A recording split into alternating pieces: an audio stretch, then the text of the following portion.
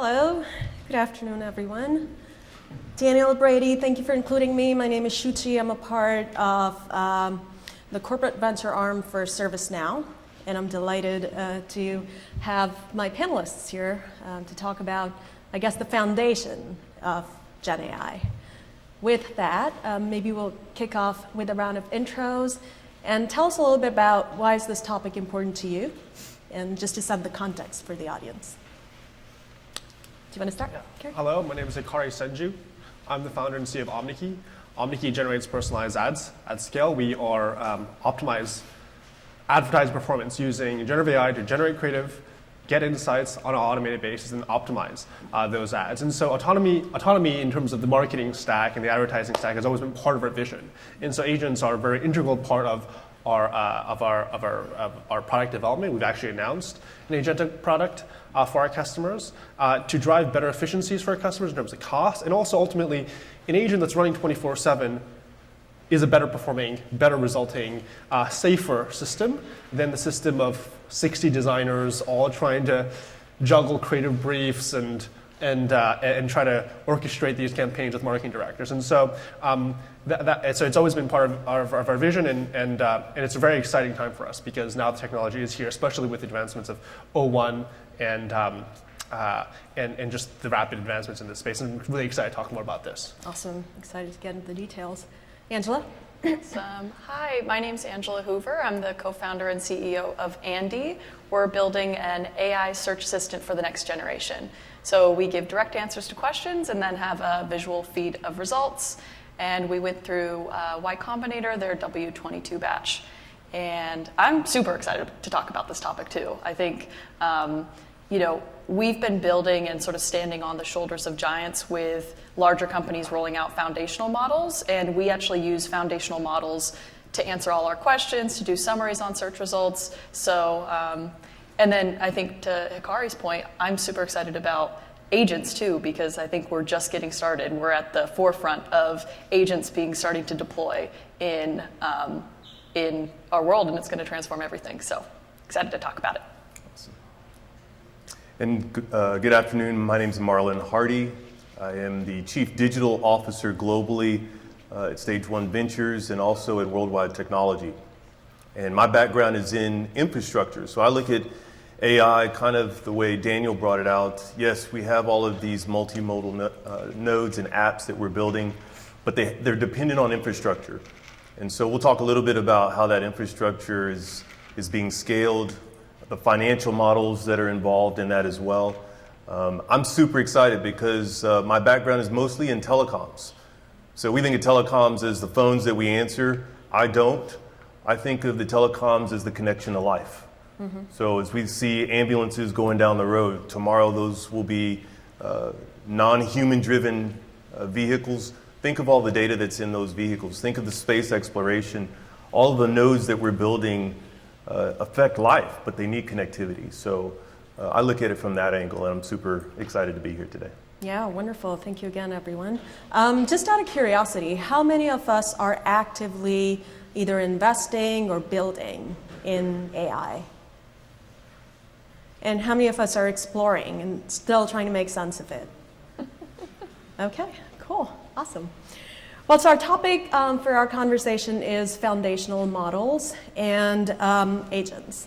Can each of you, from your own vantage point, just kind of explain to us why are foundational models important and the foundation, and perhaps some examples of how each of you are leveraging them in your companies, in your... Angela, do you want to kick us off? Sure, yeah. Well, we've been using foundational models since 2021. So it's been a while for our company, Andy. And I think the first one we actually used was GPT-3. So foundational models, it's basically a massive LLM, and it uses existing data to create new data. So an LLM goes out and scrapes a bunch of content online, and that's how it can predict the next word in a sentence. That's how I kind of see what a foundational model is. Mm-hmm. For Andy, foundational models are really important because it allows us as a small startup to actually use larger companies' foundational models. They cost a lot to build out, and so we can query an API to actually leverage that model. Now, I think that there's something also that's really interesting is there's a difference between a foundational model and then smaller fine-tuned models. And that's starting to become something that startups are leveraging too. So I think that there's a lot of cool foundational models coming out. You know, from my mind, the one we first started using was GPT-3. Now that's sort of like a race between OpenAI and Anthropic. And I know Claude Sonnet 3.5 is kind of the state-of-the-art foundational model right now. Great. Hikari? So so the company was founded in 2018, and the idea was to build a workflow that kind of slot in the best state-of-the-art models as they advance. And so we started with actually taking embeddings of GPT-2 from Hugging Face, fine-tuning that on the customer's data and creating this kind of minified model and then deploying that for customers. It would take like a day to onboard customers. And then from there, advancing to GPT-3, GPT-4, Omni, and then for the image generation, starting with actually initially suggesting stock images, then Stable Diffusion, DALL-E, and then now more flux-based models. And so we leverage the foundation models to recommend great content for our customers. And what's really exciting now is that and this ties into the kind of the agentic component, is that now by having multiple steps of inference on these foundation models, you can have it kind of accomplish tasks that are more complicated than just prompting it on based on some knowledge that already exists. And so that I think is really what we're very excited about. Wonderful. And Marlan, for you, maybe I'll build a little bit on that. So if you want to talk about how you're leveraging foundational models and where do you see opportunity? So for us, we've got 2,000 global sellers. We're using a lot of the foundational models to help our sellers be more prepared to research. It's an employee efficiency model. And then we're also using it in our NOC, where we have, or our SOC, I should say, where we are supporting customers from a security perspective. So we're using it to anticipate certain threats and get ahead of those.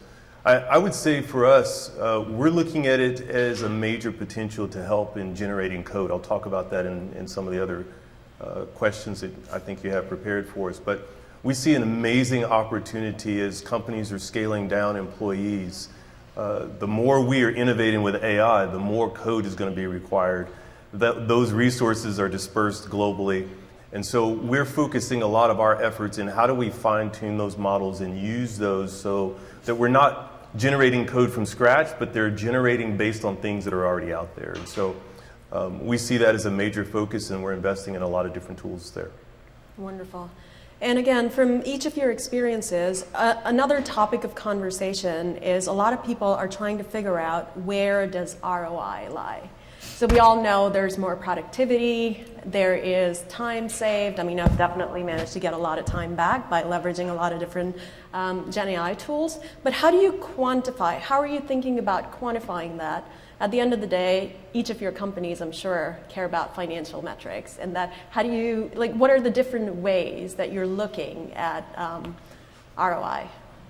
I can start with that. I mean, so I think, up until fairly recently, especially with O1, it was more about improving individual productivity. So Copilot will improve my engineering's productivity by 50% or 100% or something like this.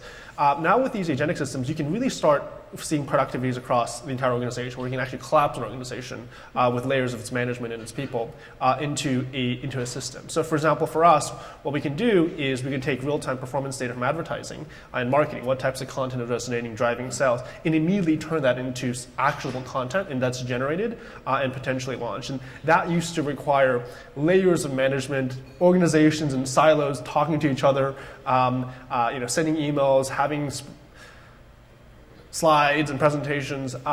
In that operational efficiency, not just in terms of costs of not having those layers in between, but its efficacy as well, so that it is a more real-time system, it is a more secure system in a data sense, because less people are touching the data, and then ultimately higher performative, because it's using this data more, in a better productive way. So cost savings organizational in terms of people, and then also ultimately better sales for our customers, because the content is more personalized, more effective, more real-time, and then just improve security as well.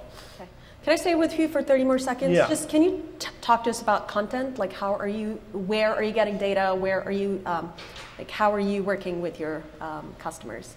Yeah, so when it comes to the data, we connect with the ad networks. So the ad networks provide, for every single piece of creative, they can tell you generally who saw the ad and then how much revenue each ad drove. And so it's called return on ad spend, and so it's the amount of revenue generated per campaign or per creative divided by the amount of ad that was spent behind that creative. And so from there, we can get really effective understanding about what types of designs and messaging is driving higher sales.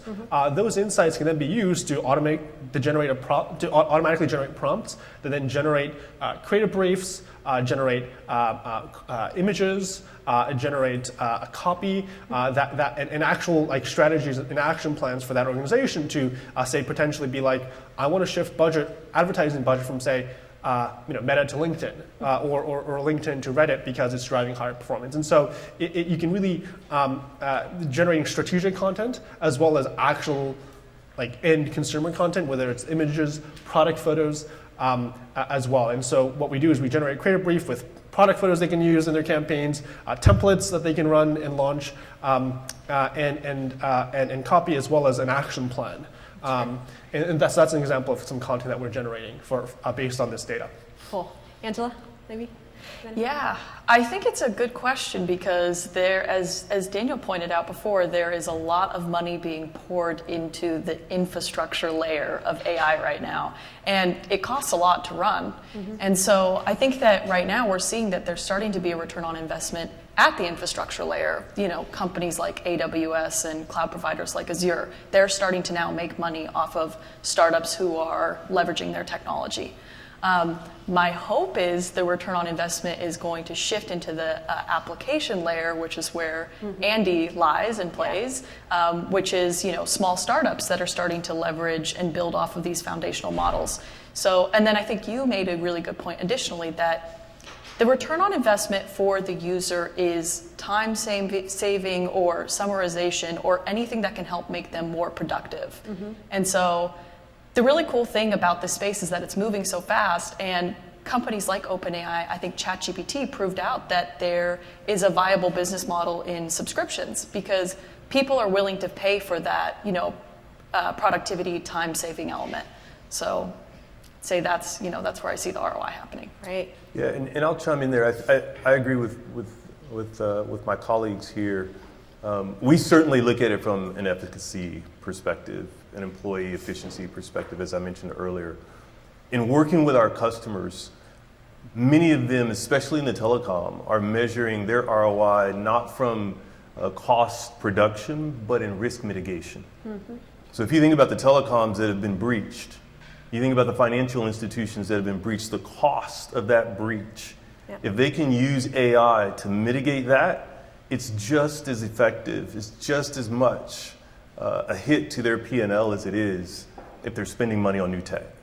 So I think from a security perspective, looking at AI, not necessarily in just what it can do and what it can generate, but using it as a protective and a defensive mechanism is also a major ROI. Absolutely. I think to have a broader view when it comes to measuring ROI, like what are the different elements, is important and key as well. Well, if you guys along the way have any questions, raise your hand. Maybe we'll take it, or maybe we'll wait until the end, depending on how our flow is going pretty well right now. But Marlan, for you, how are you, well, Daniel also brought it up, infrastructure is key to help grow and scale AI in the next few years. How do you see that scaling at the same rate as the growth and scale of AI? What are some of the, It's a great question. For those of you that know me and that I've worked with, I see a few in the audience.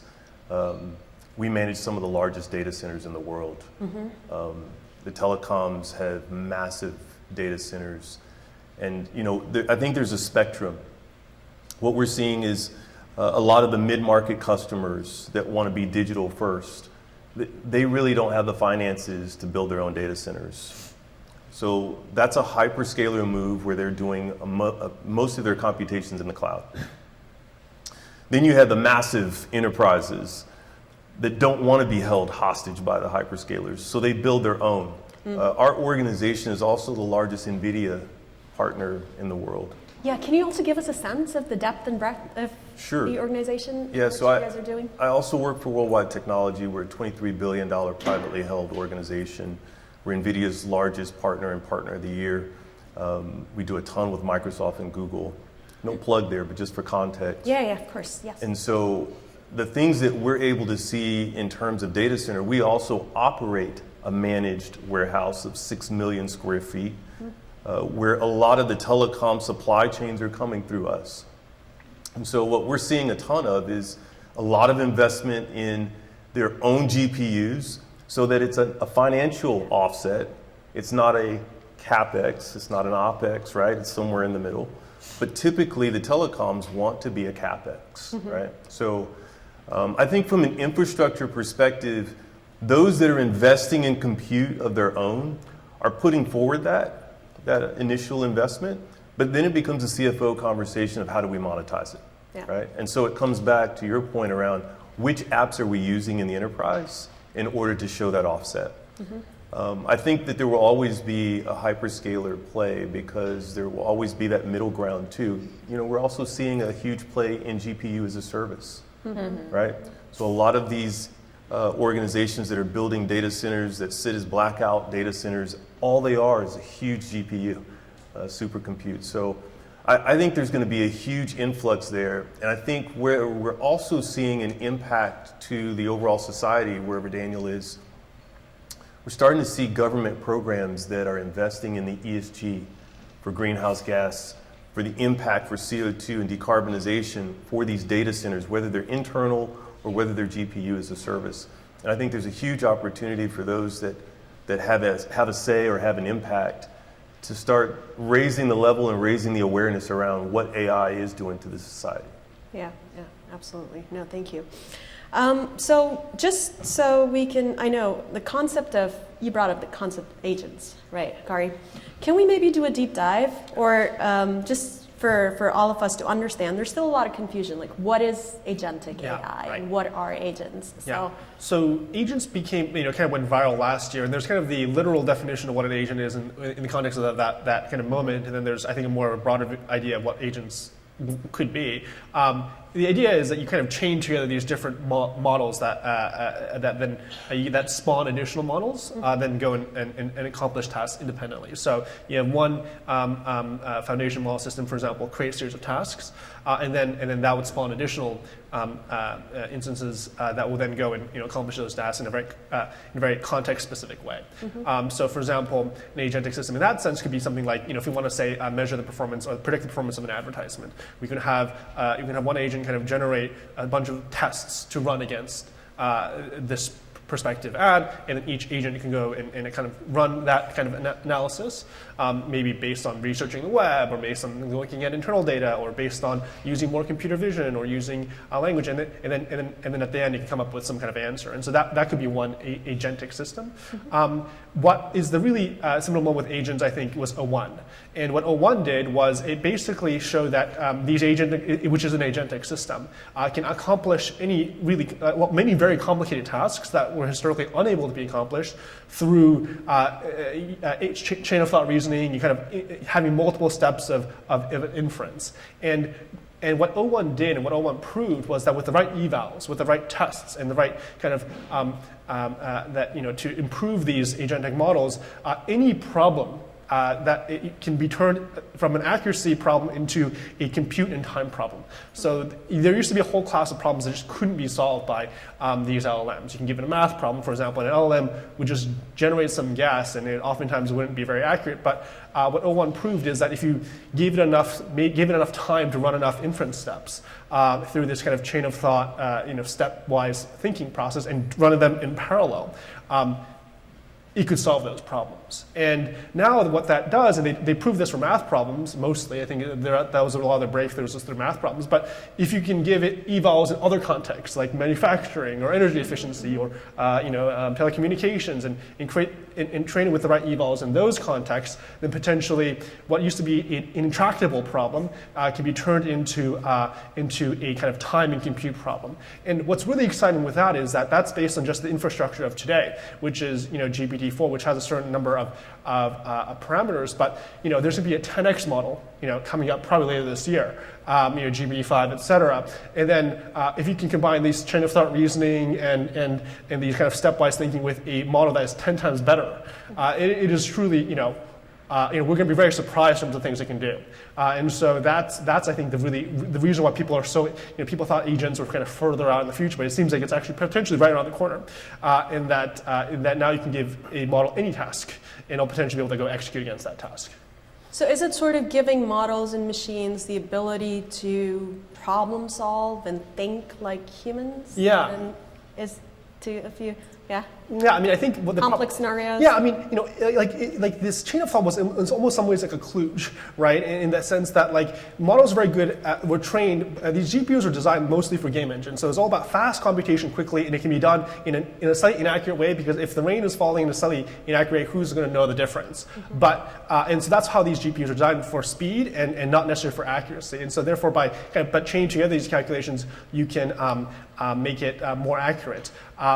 And what that has changed that now is that you're making it slow down. Like instead of speed, you're making it think slowly, kind of like that two-brain, Kahneman, like think fast and fast brain, slow brain kind of thing. Mm-hmm. GPUs are a fast brain thing, yeah. But that with chain of thought reasoning and that you slow it down, you make it think through the steps, and then it can actually come to the right answer if you give it enough time. And so that's really, I think, the thing about this current generation of agent system is it turned an accuracy problem into a time problem, which then is then could, because for example, if you're running ads, it doesn't need to be real time necessarily. You can think about it in a day and then come up with a plan and execute that plan. It's still running 24/7, which is not true for most employees. Okay. Angela? Yeah, I mean, I would love to add on to that. I think that you gave some really great examples of how agents are actually massively affecting and can scale up enterprise businesses and take a lot of this, these previously labor-intensive tasks and actually hand it off to an agent. I'll give you guys a consumer example. So the way that I imagine an agent is that an agent is like an assistant. So I can give an assistant a task. It will go out and try to pull, to your point, that information it needs to be able to perform the task. So for example, if you take Andy the search engine, I'm hoping sometime in the not so distant future that you'll be able to say, hey Andy, book me a table for 6 tonight at a nice Japanese restaurant in Palo Alto. And it'll come back and say, okay, I found some options. Which one would you like? And then I click on one, and it calls the open table API and actually books that in for me. And then it can come back, and maybe I'll say, okay, go ahead and add it to my calendar. So those are the sort of tasks that agents can complete, or email Hikari to tell them I'm running 5 minutes late and I'll be there soon, and it can perform that sort of task for me. Now, I think where it really gets interesting is that an agent is only so good as the information that it can retrieve. Mm-hmm. So this is why I'm so excited about the intersections of agents and search, because what we've been working on diligently for the past 2 years with Andy is trying to solve the accuracy problem with search and AI search, because LLMs tend to hallucinate a lot. So, It's like you're reading my mind. Yeah. That would have been, yeah. And you don't want to ask your AI assistant to book you on a flight to London tomorrow at 9 a.m. and all of a sudden you're headed to Tokyo, Japan or something. You know what I mean? So that's why accuracy is the bedrock of agents being able to actually take the task that you give it and perform it successfulkind Can I ask a follow-up? Yeah. Do you think it's the ability to break down tasks? What is causing that accuracy, for it to be more accurate and kind of solve for the hallucination challenge? This is something we've worked really hard on. So especially when you're having a multi-step thinking process for an LLM, each step of the way, the LLM has a higher likelihood of hallucination. So if it hallucinates or if it can't find or retrieve the correct information, that's when things go wrong. So even the way that we've rolled out our product, we try to use LLMs as a one task-oriented step at a time. And I think that's also what you were talking about, Hikari, that it has to be broken down step by step. So I think that's sort of the major barrier that we have to face and the hurdle that we have to get over in order to have agents that can really fully go off and perform tasks on our behalf and come back and Yeah, can I just add one point to that, which is absolutely that, and then also just doing a lot of these in parallel. So, you're absolutely right. Some of these agents go and veer off into some random direction, and who knows where it went. And so, but if you run it enough of them in parallel, most of them, and if they're checking on each other, then it kind of direct itself where most of them ends up at the right answer, and then you kind of query the majority answer, and you kind of assume that's correct. And so, these are some of the tactics I think that to do that implemented increases the accuracy of the answers. But it again turns it into a compute problem and a time problem then. Compute problem, yes. That's why I pointed. Yeah, no, I agree with everything that Hikari and Angela said. I'll put it in the spectrum for the world we live in. So often we have started with companies that are innovating with agentic AI in one part of the business. If you think about telecoms, right? AT&T or Verizon, there are really 4 or 5 companies in one brand, and they operate that way. So you have one side of the company that's innovating with one agent. You have another side that's doing something totally different. And so to have a consistent view, you might say, well, they operate independently anyways. They're individual P&Ls. But think about it from a security perspective. Now, if you have a breach on the network, the awareness is demanding that those agents work together. And so the prevalence and the demand for multimodal, multi-step agents is imperative, right? And so I think that's where we're putting a lot of effort right now is investment in these multi-step agents that have awareness, like you said, access and availability to data across the enterprise. If you take that to the government and you start talking about domestic security, you start looking for a terrorist. You can't have an agent that's operating in a corner. It's got to operate across the enterprise. And so companies are starting to come to that fruition. I fear that they're doing it for the wrong reason. They're doing it for an experience. They're doing it for personalization. That's important. But we should be doing it for data sovereignty, and we should be doing it for consistency and contiguousness across the business, because that's going to flow into other things that are more important that save lives. Yeah, just to quickly build on that, for folks that are still trying to figure it out, make sense of it, is there any advice? How should they be going about it, whether it's implementing AI within their own environments or building in the space? Anything top of mind based on your, please. I'll say something that's going to sound a little cliche. My background is also in consulting. So I always say to the customers I'm dealing with, before you start doing a digital transformation, you need a business transformation. There's got to be somebody at the top that says, this is what we're going to use AI for, and this is what the outcome is going to be. What we are experiencing, sorry about the mic, is companies doing this in silos. And so I would recommend, if you're a company owner or you or someone giving advice or working with customers, help them come to a consistent strategy for developing AI, not as a reaction or something that they're playing with in a corner. Yeah. Hikari or Angela, from your experience, anything that you're working maybe with your customers, any top of mind things that? I think that, the best way to learn this stuff is just to try out different AI tools from an individual experience level. And then I will add to Marlan's point that you don't want to just shove a square into a round hole just because you want to implement AI into your business. There should be a specific reason and a specific outcome that you are trying to accomplish with said AI. I think that a lot of the value actually comes in AI right now is just summarization and synthesis of large amounts of, communication. I was even talking with one of my advisors and investors the other day, and he was saying, oh, I have this 93-page brief, and I just got Claude to be able to chew through all of that and, bring me back a 2-pager about the key points. Yeah. So I think, sometimes it's not even the most crazy out of this world application of AI, but it comes down to that summarization piece that's really valuable. Oh, sorry, go ahead, finish. Oh, and the last thing is, I know that a lot of folks try to build in-house, but I would also say getting a consulting firm or working with startups that are already building in this space, because startups learn a lot of lessons along the way building it that you can probably just plug in as a solution as opposed to building it yourself. So. Yeah, I was just going to add, I recently used a tool called Notebook LM. Has anyone used it? Yeah. And it's put in a 60-page PDF and turn it into a 15-minute podcast that you could listen to as you're walking. So I think there are a lot of tools, so just start experimenting with if you aren't already.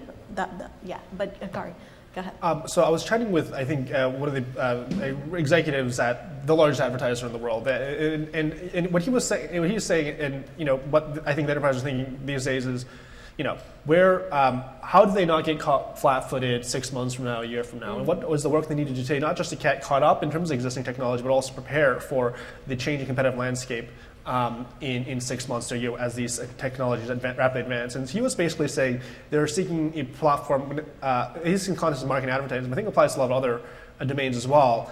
3 things. One is brand management. So how do they get their assets organized in a way, and all their data organized in a way to be able to fine tune it on the right models, and then manage the permissions for that fine tuning, and then also share those models with internal stakeholders as well as external stakeholders. The second was analytics. The need for analytics is getting revamped even more as more and more systems become automated. It's no longer going to be a report from an employee, but these things are running live 24/7, and you really need to keep an eye on it and make sure that it's generating the right experiences for the customer and it's engaging with the customers the right way, and some of these things aren't going haywire. And then the third component is really the right workflows really for them interacting with these models. And so we've released this blog post, or I wrote this blog post called Generative Experience Management. And I think we're going to enter a world, and this is a world that customers need to quickly, especially leaders of companies, need to start kind of getting, thinking more about and kind of getting ready for, is we're going to go from a world where it's about managing permissions to files and folders and databases to managing the models that generate the data and generate the folder, the assets, and generate the experiences, and everything's almost thrown out, in a personalized experience of potentially once.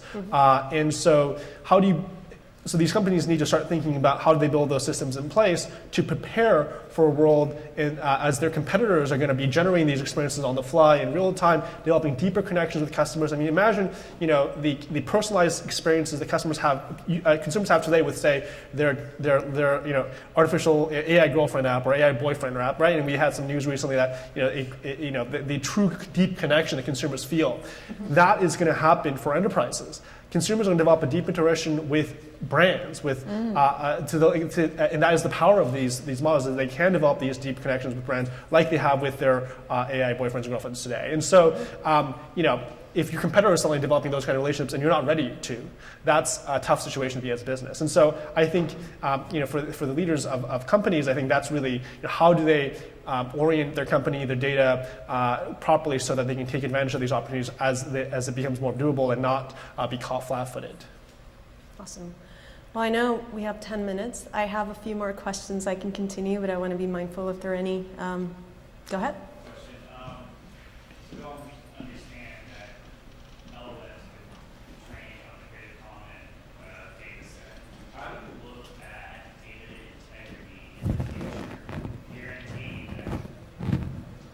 Sorry, can you hear me now?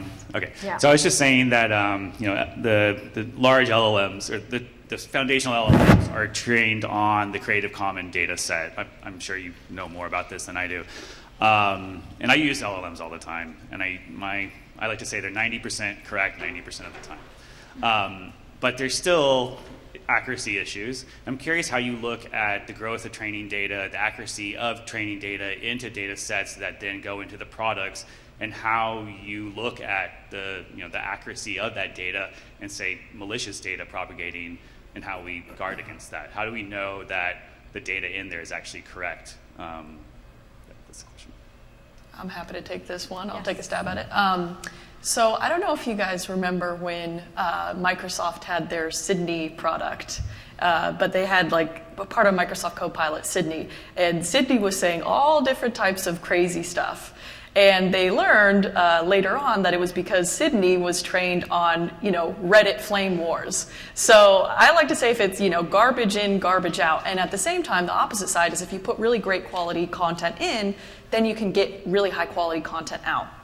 So for Andy, what we're really focused on right now is trying to partner with content producers and get access to paid walled or archived content, and even just any sort of like high quality content from quality journalism groups. Because I think those are the sorts of data that you want to be training on, not the Reddit flame wars, or even I know that XAI, I think they're going to start training on Twitter threads, and I don't know how to feel about that.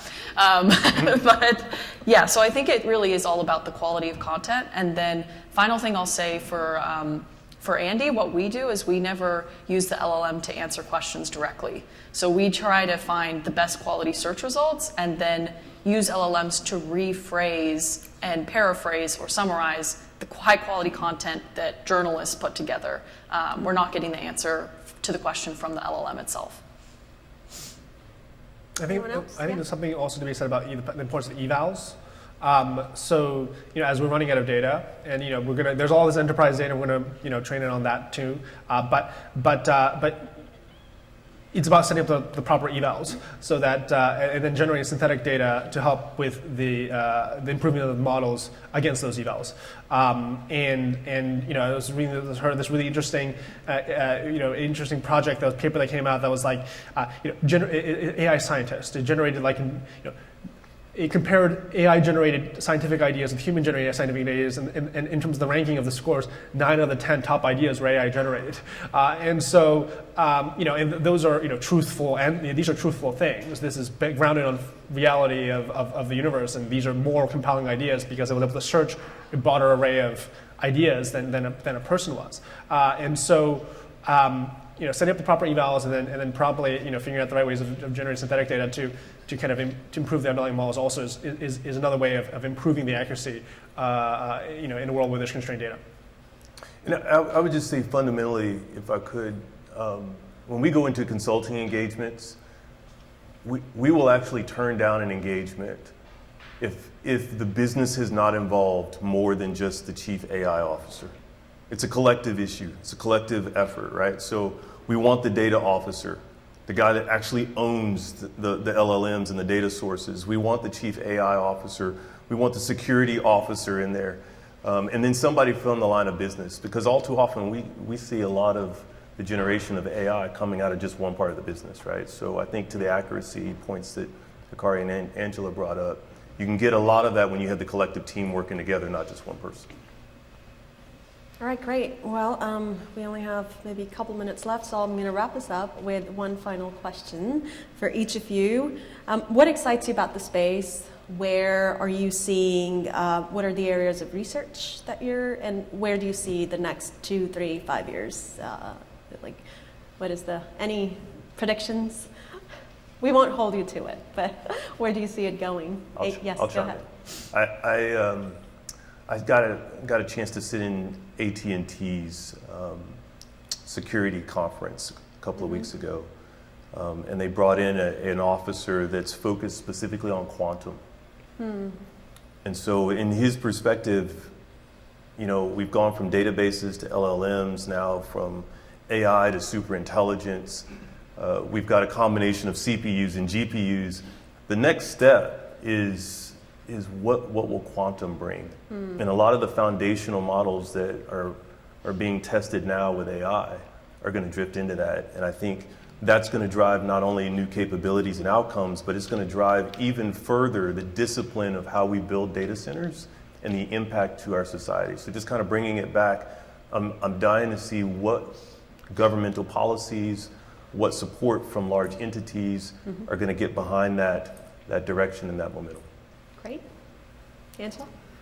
Well, what excites me most about this space is that we're just going to save a whole bunch of time. I mean, AI is already transforming my workflow and saving me Yes, a same. bunch of time. All the different new sort of tools that come out, I love to use. There's a site, actually, if you guys are interested, called futurepedia.io, and that's where I find a lot of the interesting like AI tools that I integrate into my workflow. But the other thing I'll say is that I'm so excited about agents because, you know, our dream with Andy one day is to build Jarvis from Iron Man. And so if you think about Jarvis from Iron Man, you know, Jarvis can answer questions, it can perform tasks on your behalf, it's throwing things up on screen, it's also talking to you. And so I think we're just at the beginning of that. You can see that search is being disrupted and AI is going to completely disrupt search. It already is starting. And agents are just the next layer on top of that. So I think we're just getting started. I'm so excited. Wonderful. Hikari? Yeah, when we had the company, the mission was democratize growth, and what's really exciting about this technology is that now we're going to have, what was it, million flowers bloom. Like anybody who has an idea is going to be able to create the product, connect with customers, and there's not going to be any gatekeepers for compelling digital ideas, and we're going to live in a world of abundance. And so I'm a big science fiction reader, and one of the books I read recently that I really liked was like Accelerando. We live in this world where